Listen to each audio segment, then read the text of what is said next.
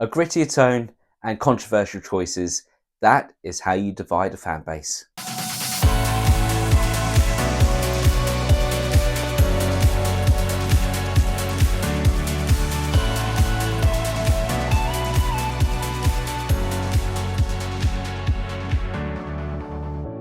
So Man of Steel is a movie released in 2013 starring Henry Cavill, Amy Adams, Russell Crowe, Kevin Costner and Michael Shannon, and directed by Zack Snyder. And this movie was supposed to be the platform to launch the DC Extended Universe, the cinematic universe to rival Marvel's. At the helm of this movie and also the Extended Universe was Zack Snyder, who started off his whole vision with this movie, and straight away you can see exactly what sort of tone he was going for. Influenced heavily by the Dark Knight trilogy and with Christopher Nolan as a producer working on this film, you can see that the tone that's been adopted in that Dark Knight trilogy, the much more grounded and true to life sort of tone of that film franchise, has now been sort of or shared over or brought over to this one. And I do understand the controversy that comes with this movie, but if I can just point out my position at the very beginning, I really do like this movie and I have defended it quite heavily. I'm not one of the toxic fan base for the Snyderverse, definitely not one of those, but I do have a soft spot for this film. But the movie starts off on planet Krypton, where we have seen this before with the original Christopher Reeve movies, but not in this detail. We're introduced to Jor-El, who is speaking to the council and warning them of the dangers of the planet ultimately sort of exploding. And in that conversation, we can see that clearly he has been trying to warn them for some time, and each time they have just ignored everything that he's had to say. And I mean, ultimately, he is interrupted by General Zod's sort of military coup to take over running of the planet from the council. So faced with extinction, Jor-El's idea is to take the cryptex and expand Kryptonian life to other sort of systems, other star systems, which can only be done with the cryptex, which stores all the DNA of the Kryptonian people. Ultimately, the way it works on that planet is that artificial breeding has been dominating sort of the breeding process on that planet, and every single baby that's born is born with a purpose. They're born with a plan designed of what they are going to do to serve the wider society. That has all changed with the birth of Kal-El, who is the natural birth or first natural birth in centuries, and has ultimately been born without a purpose to make his own choice about what he wants to do. So before General Zod can take control of the council, Jor-El gets away. He manages to convince Lara to send their child away to planet Earth, where he can then grow and perhaps be the best or be better than what their society was. Whilst Kal-El's being launched into space, General Zod then bursts in and tries to interrupt that launch and try and prevent it from taking place. They manage to get the rocket away. Superman, or Kal-El, manages to get free from the planet, and in his rage upon seeing this, General Zod kills Jor-El. Zod and his sort of military group are rounded up and they're sentenced to life cycles in the Phantom Zone by the council, but not before that Zod makes the promise to Lara that he is going to find her son. His goal is to retrieve the cryptex from Kal-El. And the emotion felt in the scene where you got Lara and Jor-El saying goodbye to their son, placing him into the capsule and not knowing if he's going to make it to the planet, but also whether he's going to be safe when he is there, how others are going to treat him. Lara's concerned that he's going to be an outcast, and Jor-El is quite comfortable in the belief that he's going to be a god. But either way, it is a very, very responsible position that this baby is ultimately going to have to fulfill. And you feel that heart-wrenching sort of side that they don't want to let go of their baby, but it's for the greater good. So the movie flashes on after the destruction of Krypton, and we see Clark as sort of an adult on his journey to find out who he is and where he came from. And we start to see flashbacks of sort of significant moments in his life where you start to see him come into his powers. And what is clear about these flashbacks is he has a very close relationship with both parents, not just Jonathan this time, but with Martha as well. She's able to ground him and sort of get him to, or coach him into getting control of his senses. And Jonathan is able to give him the main message to keep him safe. And that message is that sometimes, in order to protect himself from being exposed and being rejected by society, sometimes he has to make the difficult choice and let others die. And it's a horrible position to be in, but that is the way he sees it. And we carry on following Clark throughout his journey, and we see that he stumbles across a scout ship which has been sort of there for thousands of years. And it's there that he encounters the hologram version of his father, Jor-El, who explains the entirety of his history and why he was sent to Earth in the first place. He explains the whole story behind General Zod, sort of the military coup, and why he was sent there, as well as giving him the message of it is up to him to become who he wants to be. It is his choice about who he wants to be. But the hope was that he would be the best of both worlds. He belongs now to Earth because he's been there for so long, but he's also a Kryptonian. And the idea would be is that he embodies the best of both worlds, and explains that the symbol, the S symbol on the of their house, the House of El, is hope, in that every single person has the ability to become a force for good. Upon leaving, he is Superman. He has the power of flight, which he then suddenly just sort of grows into, and you do see sort of hints that he is still growing into his powers. He still hasn't got the full mastery of those yet, but the flight scene is just, it's amazing. The music just hits you. Hans Zimmer never misses when he composes, but this one in particular just gets you. And the expression on Clark's face, or Superman's face, when he's flying for the first time, is the expression that every single person would have when they first were able to fly. And it just resonates so deep. But at the same time, Lois Lane is also investigating this ship, and she does come across Clark inside that ship, who saves her from the defense systems in place. And she begins to investigate this mystery person who has basically been saving people throughout his journey, but it's just been a mystery person. He's just been a drifter. And it brings her to the Kent farm. She then meets Clark Kent, who explains that he doesn't want his story told because the world isn't ready to know who he is and what he's capable of. And we then flash back to Jonathan Kent's death, which is another point I'll go back to, but it does make sense in this story, albeit it is a bugbear of mine, the fact that they changed it. But in this version, he dies in a thunder or in a tornado storm, as opposed to the classic case of him dying from a heart attack, which is always iconic because that is the one thing that Superman can't stop. He can't save people from their own mortality. And that is a lesson that is very key to his development in growing to be Superman. But after Superman has found out who he is, he returns home and everything seems all well and good until an alien ship enters the atmosphere, makes itself known, and broadcasts to Superman, unknown where he is, but broadcasts across the world with the message that you are not alone. Now, because Superman knows that he ultimately it's his duty to protect Earth from these people, not knowing what it is they are or who they are, whatever it is, what their purpose is, whether they're here as sort of a friendly force or whether they're here as a hostile takeover, it's up to him to represent planet Earth and go and meet them, which he does. And it turns out that it's General Zod and his sort of military force behind him. And he explains that his journey has been one of sort of searching for his purpose. And just to be clear, General Zod's purpose always has been to protect the lives of Kryptonians. Now, with Krypton destroyed, his motive is now changed into sort of recreating Krypton. And they've done this by, they've explored the outposts that have been set up by the Kryptonians in the very beginning when they were trying to sort of expand their civilization. They were ultimately abandoned when, you know, they decided to do artificial breeding rather than the natural side of it.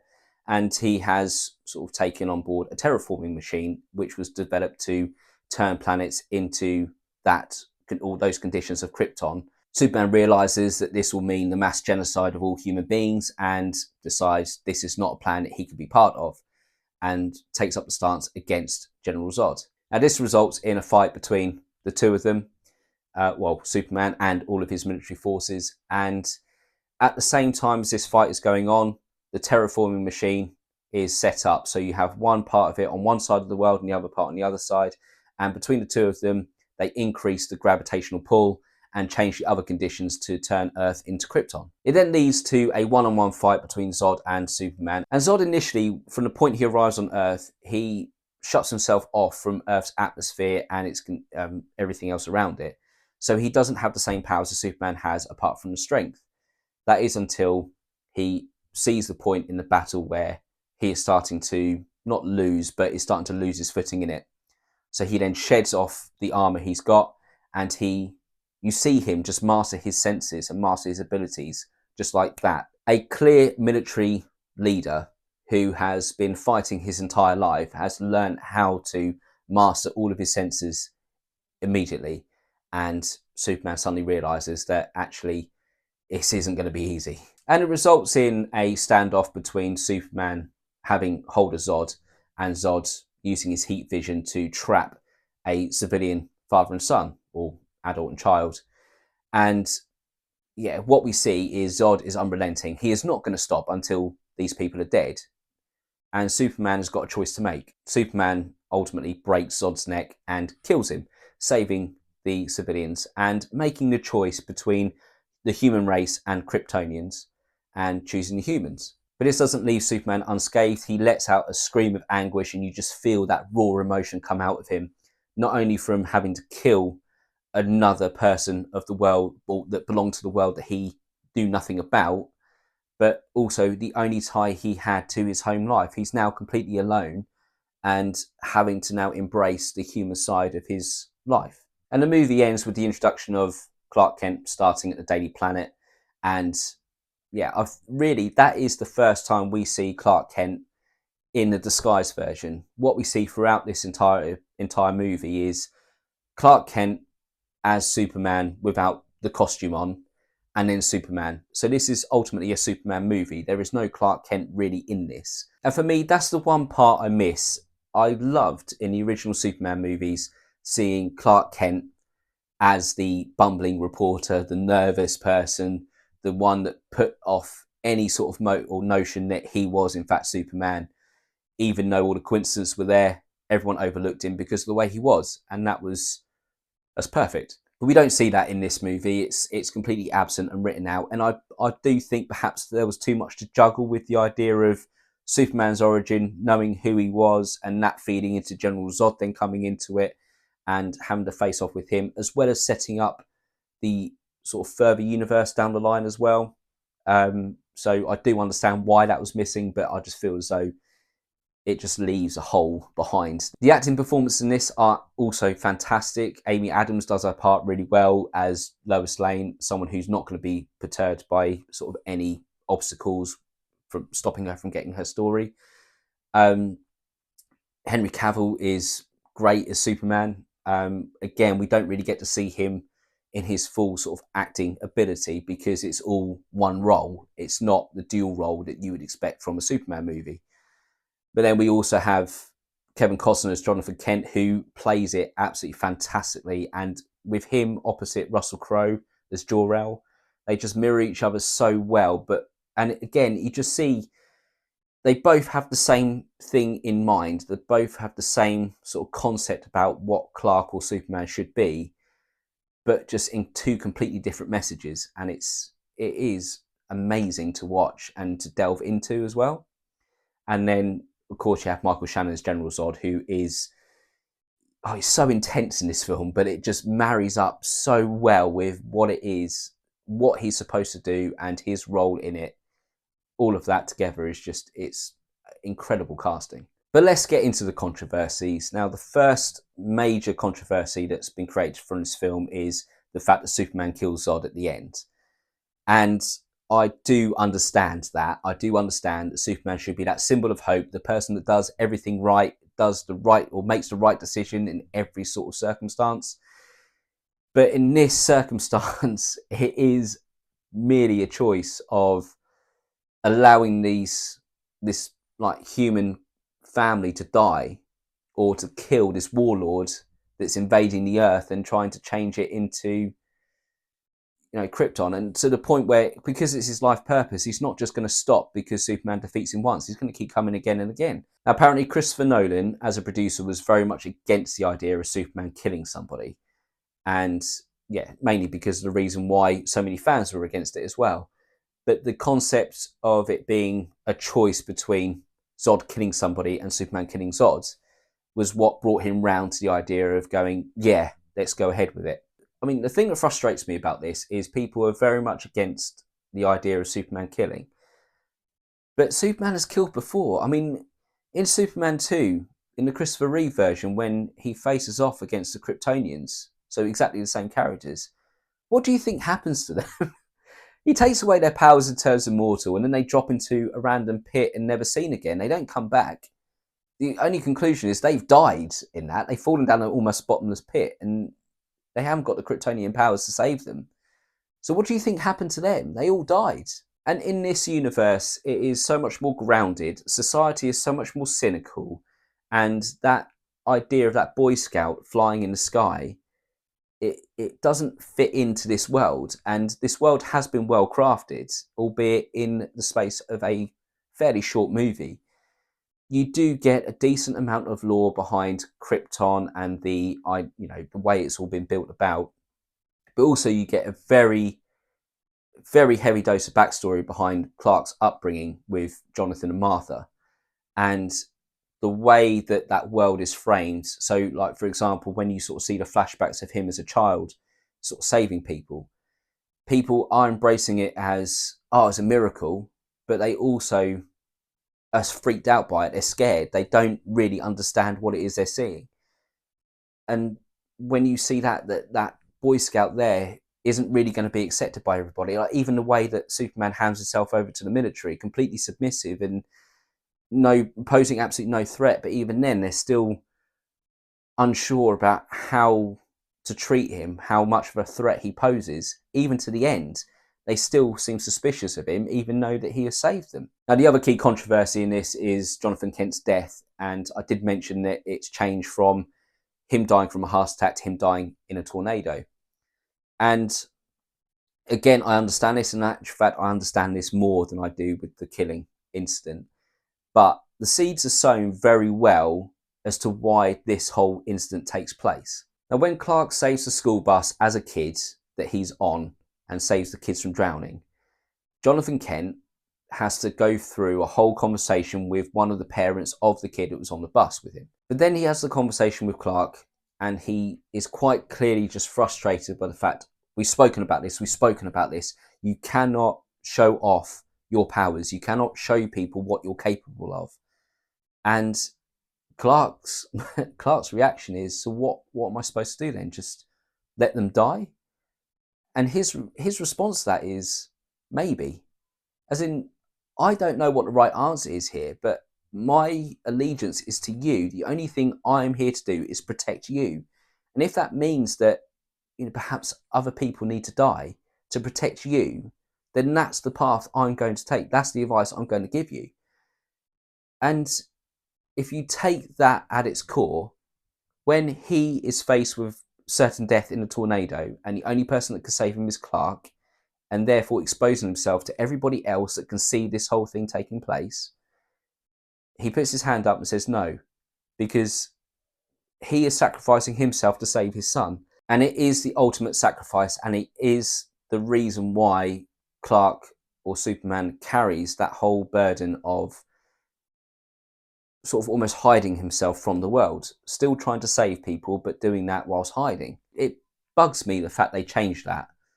And the poetry of it being a heart attack and being human mortality against everything that Superman can do, but the one thing he can't do is save the people he loves from natural causes, natural disease. And it almost sort of reminds him that you are not of this earth. And the other major criticism of this movie is the tone of it. The fact that it's very serious, it's very muted. There is no sort of enlightening or uplifting sort of feeling of hope that comes along with this character. But I do think they do a very good job. And I think it's mainly down to the detail around the lore and the build up of the background of his life and upbringing. I think the time it's taken to carefully craft those parts of the story have sort of led to a richer environment in which he can operate as Superman in this much more grounded level and have it feel natural. So overall, I really do enjoy this movie, and it for me would be a 5-star movie if it wasn't for some of the bugbears that I have for this movie. So with that in mind, I am going to give it 4 stars. But anyway, that was my review of Man of Steel. What did you guys think about it? Are you one of the guys that really takes an issue with it, or are you like me and sort of can see where it fits in with the wider Superman universe? Either way, pop your comments in the comment section below because I'd love to have a read. We'll be coming back with Batman v Superman: Dawn of Justice, perhaps the last proper film to feature Superman in it. But until then, you guys take it easy and I'll catch you on the next one.